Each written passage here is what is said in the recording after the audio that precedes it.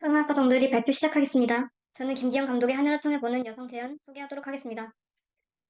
하녀 줄거리는 주인공 집에 가정부가 들어오고 동식과 하녀는 부적절한 관계를 맺으며 끝에는 하녀의 복수극으로 끝나는 이야기입니다. 하녀의 시대적 배경은 하녀가 제작된 1960년대 말 그대로 1960년대는 말 그대로 격변의 시기였습니다. 당시 한국 사회는 1950년 이후로 10년마다 나라가 급격하게 성장하였고 사회 구조와 경제 발전은 빠르게 변화하였습니다. 대다수의 영화가 가족이란 이름하에 국민들을 호명하는 시대 속에서 하녀는 오히려 아버지가 무능함을 드러내고 세대를 이어받아야 할 아들을 죽은 모습으로 전시합니다. 이와 더불어 왕성한 성욕을 지닌 하녀를 전면에 등장시키며 기존의 가부장제의 권위를 위협하는 양상을 드러냅니다. 하녀는 남성 주체의 무력을 여성 캐릭터의 부상과 결합시킵니다. 한국 영화 내에서 가족주의가 대두되면서 사회는 여성을 또 다른 노동자로서 호출합니다. 서울의 도시와 산업화는 사적 영역에 가두어져 있던 여성을 끊임없이 공적 영역을 진출시켰습니다. 한여에 나타난 한여의 캐릭터도 그 당시 사회적인 배경에서 수렵될 수 있는 존재입니다. 한여는 이와 같이 도시의 또 다른 노동력을 위해 호출된 여성을 단순히 희생자로서 묘사하지 않고 기존의 계급을 위협하는 공포 요소로 등장시킵니다. 한여의 여성 캐릭터들은 모두 유교적인 가치관과 정반대 지점이 있습니다. 그 당시 한국 영화의 여성 캐릭터들이 닫힌 서사 내에서 가부장제로 촉박될 수밖에 없었던 것과는 달리 한여에서는 그 체제를 위태롭게 하는 여성 캐릭터들을 창조합니다.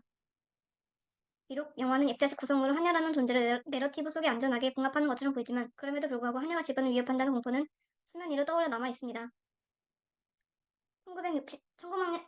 1960년대의 여성의 위치 1960년대의 한국 근대성에서 주목할 만한 것은 남성적인 약화와 더불어 새로운 유형의 가족 형태가 등장하게 되었던 사실입니다. 봉건적이고 전통적인 의미에서의 가정이 중심이던 가족 형태는 이제 그 힘을 다하였고 그 자리를 차지한 것은 핵가족과 분가를 특징으로 하는 근대적인 가족 형태였습니다. 그러나 그러한 가족 형태의 변화는 여성의 관점에서 볼 때 가부장 제도의 해체라기보다는 새로운 재편성에 가까운 것이라고 할 수 있습니다.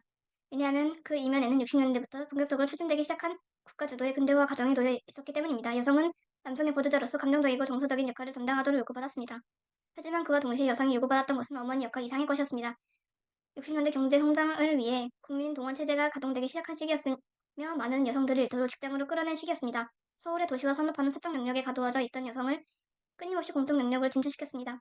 공적 능력으로 여성을 호출하는 이런 경제적 필요성이 개별 여성들에게는 노동을 통해 공적 능력으로 들어감으로써 자신의 근대적 정체성을 확인하고자 하는 여성 주체들의 욕망이기도 했을 것입니다. 근대 내재될 공포, 괴물로서의 여성. 첫 번째, 악녀로서의 여성. 자신의 섹슈얼리티를 이용해서 한 가정의 주인이 되고자 욕망했던 하녀는 공포 영화나 필름 느와르에서 등장하는 악녀의 이미지를 형상화합니다. 이러한 하녀의 이미지는 당시 극장에서 영화를 관람하던 부인들에게 손가락질을 받을 만큼 주고받당한 존재였습니다. 여기에서 주목할 만한 것은 영화를 보면서 관객들이 공포스러운 존재에 놀라거나 소리치면서 하는 순간의 일탈에 만족하는 것이 아닌 하녀에게 자신의 감정을 투영해서 소리칠 정도의 공감대가 형성되었다는 것입니다. 이러한 점은 사회 전반적인 한쇼가 관련된 독해를 확장시킵니다. 하녀가 그토록 관객들의 공포의 대상으로 인식되었던 것은 장르로서 공포 영화와 괴물을 재현하는 방식과 당시의 시대상과 접목해서 분석했을 때 그 의미가 파악됩니다. 하녀는 농촌을 떠나온 노동 계급 출신으로서 사회에서 주변적인 존재들입니다. 그러나 중년 부인들이 갖지 못한 성적 매력을 무기 삼아 중산층 가정의 질서를 언제나 위협할 수 있습니다. 남성의 경제적 능력이나 권위가 약화된 상황에서 중산층 부인들을 위협하는 하녀의 존재는 더 클 수밖에 없습니다. 하녀는 여성 성애와 계급 상승의 억압으로부터 탄생한 일종의 혼종 괴물입니다. 여성들이 영화에서 괴물스러운 존재 혹은 악녀로 돌변하는 순간은 그녀들이 자신의 성을 이용해 계급 상승을 꿈꾸는 순간이었습니다.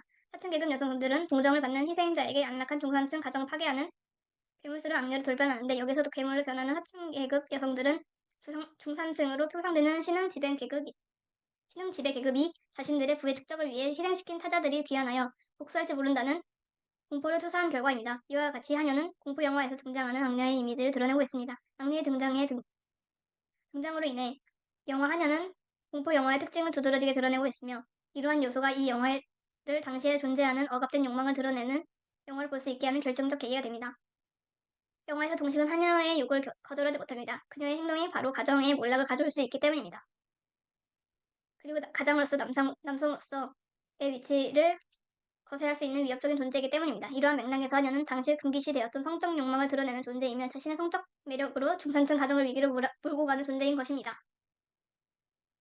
두 번째, 김희영 영화에 나타난 근대적 인식. 김기영의 영화들을 피상적으로 보면 그의 여성과는 대단히 왜곡된 것처럼 보입니다. 그것은 영화적 장치로서 설정된 여성 인물의 성격과 심리가 과잉된 반면 그것을 조성한 사회 환경은 거의 생략되어 있기 때문입니다. 하지만 우리가 당시의 시대 상황을 떠올린다면 관객들을 관객들이 적극적인 반응을 보였음을 염두에 둔다면 이 영화들이 대체로 두 개의 전략을 가지고 만들어졌음을 발견할 수 있습니다. 일그러진 욕망으로 가득 찬 여성을 관념적으로 바라보는 관객의 쾌락을 유도하는 하나의 전략과 시각적 쾌락에 탐닉했던 관객들이 극장을 나서면서 혹은 영화가 끝나갈 무렵에 이 영화가 우리 사회의 한 측면을 그리고 있다는 것을 알아채는 동시에 난사판 쾌락에 빠졌던 자신을 되돌아보게끔 하는 또 하나의 전략이 바로 그것이었습니다. 그러니까 김기영의 영화들은 관객을 쾌락으로 유도하면서 동시에 쾌락에 빠졌던 자신과 부조리한 세상을 되돌아보게끔 하는 전략을 가진 셈입니다. 그가 만든 영화들 속에는 어딘지 왜곡되어 있거나 왜곡될 법한 사연을 가진 여자들이 영화 속 주인공으로 불려나와 김기영에 의해 해석되고 특징이 지워져 영화의 플롯을 이끌어가는 주요한 동기를 작용하곤 합니다. 반면 남자들은 여자들에 비해 비교적 덜 복잡하며 덜 왜곡되어 있습니다. 경제적으로 무능하거나 개인적 심리 상태에 의해 소외된 남성은 성적으로 무능하거나 오로지 성적 욕망으로 충만해 있는 것으로 묘사됩니다. 그들은 사회에 적응하지 못하고 여자들에 의해 좌지우지되는 태행적인 인물들입니다. 김기영은 한여에서 감독의 권한으로 근대적 배경과 정근대적 배경을 수시로 넘나들며 또 성 문제를 다룰 때에는 김기영은 성을 둘러싼 욕망이 그로테스크한 측면을 자의적으로 드러냅니다. 한여는 주인집 여자가 친정으로 간 사이에 술 취한 주인집 남자에 의해 첫 경험을 합니다. 그 뒤 그녀는 그 남자를 차지해야 한다는 강박에 시달립니다. 이 강박증은 신부상승의 욕망과 성 경험을 통하여 한 남자에게 종속되고자 하는 정근대적 남녀 관계 사이를 방황합니다. 감독은 이 두 측면을 적극적으로 드러내지 않을 뿐만 아니라 관객을 설득하기 위한 노력도 하지 않습니다. 그에게는 이야기의 진전 외에는 별로 관심이 없어 보입니다. 이처럼 김기영 영화에서 묘사되는 여성은 대단히 과장되고 왜곡되어 있습니다. 그는 현실이 가혹하게 전개되고 있다는 것을 드러내고 있습니다. 이때 여성은 피해자의 입장에서만 당하는 것이 아니라 자신의 성적 욕망과 사회적 욕심에 의해 더욱 철저하게 응징당하는 존재일 뿐입니다. 당시 여성 관객들이 스크린을 향하여 전연 죽여라고 소리칠 정도로 하녀들은 응징의 대상이었습니다. 김기영은 사회에 대한 인식을 영화에 의도적으로 담았기보단 자연스럽게 있는 그대로의 당시 사회 분위기를 해내었던 것입니다. 그렇기 때문에 김기영은 젊은 여성들로 인한 시정 사건에 대해서 적극적인 입장을 취하지 않습니다. 한여에서는 액자식 구성을 취함으로써 한 가정의 비극사가 실제로 일어난 일이 아님을 드러냄으로써 근대화 시기에 복잡하고 뒤틀린 사회상을 반영하고 있는 것입니다. 공격적인 여성들과 무능력한 남성. 이 영화에서 하나는 근대화된 집안을 위협하는 전 근대적인 캐릭터입니다. 명백하게 하나는 괴물로 상정되며 이는 그녀의 존재로 인해 평화로운 가정이 위협받는다는 단순한 도식이 연결됩니다. 하나는 여성 노동자들이 근대로 진입하려다 실패하는 이야기를 다루는 영화입니다. 일반적으로 영화에서 여성은 어머니를 대변되는 성녀 혹은 남자를 파멸시키는 요구 이 두 가지 방식으로 재현됩니다. 김기영 감독의 한일 연작의 여성들은 이러한 이분법적인 범죄에 포함되지 않습니다. 김기영 감독의 영화 속 여성들은 복잡하고 모호한 캐릭터들입니다. 한일 연작에서 모든 여성은 괴물로 변합니다. 이 여성들의 행동을 공격적이라고 할 수 있는 이유는 자신의 욕망을 충족시키기 위하여 수단과 방법을 가리지 않기 때문입니다. 이들의 욕망은 남성을 소유하는 것으로 끝나지 않고 남성을 소유함으로써 2층 집을 차지해 지배하는 것으로까지 확장됩니다. 한편 내러티브 속에서 자신이 원하는 목표물인 2층 집을 얻기 위해 괴물이 됩니다. 아내는 자신이 겨우 이룩한 2층 집을 지키기 위하여 괴물이 됩니다. 이 여성 캐릭터들은 내러티브 상에서는 주변주의 인물에 속하지만 이들의 공격성으로 인해 남성 캐릭터보다 두드러집니다. 한여의 모든 여성은 타자의 위치에 있지만 이들은 내러티브 속에서 남성을 지배하며 강한 권력을 행사합니다. 이 영화 속에서 남성 주체는 그저 무능하고 유아와 같은 대응 방식을 가진 것으로 보입니다. 남성 주체는 내러티브 진행에 따라 약화된 모습을 보이지만 여성들은 유연한 방식으로 내러티브 속에서 끊임없이 변화합니다. 한여에서는 여성들이 집안에서 권력을 확보하며 남성은 피디배제 대상으로 남습니다. 영화에서 한여는 근대화된 집안의 위협을 가하는 괴물임에는 맞지만 한여를 대하는 남성 주체의 반응은 이상할 일이 많지 무능합니다. 동식은 두 여자 사이에 방황하며 러닝타임 동안 우유부단한 모습으로 보입니다. 공식의 우유부단함은 남성 주체에 무력하면서 유래되는데 이는 경제권을 획득하지 못한 것과 동시에 성적인 무능함과 연결됩니다. 침실에서 동식과 아내의 대화 장면을 보면 동식은 아내의 대화에 그저 동조하면서 따라가고 있습니다. 그는 이미 거세된 가장인 것입니다. 동식의 우유부단함은 본래 그의 성격 자체에서 유래한 것이 아닌 스스로 남성의 위치에서 서는 것을 포기하는 것으로부터 나옵니다. 이미 동식은 기존의 가치관들에서 벗어난 무기력한 남성 주체입니다.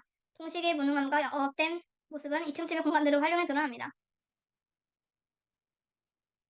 김기영의 한여에서 공간은 동식의 2층 집과 그녀가 일을 하는 방직 공장을 나누어 살필 수 있습니다. 우선 방직 공장은 1960년대 산업화가 진행되며 여성들이 직업 전선에 뛰어드는 것으로 상징적으로 보여주는 공간입니다.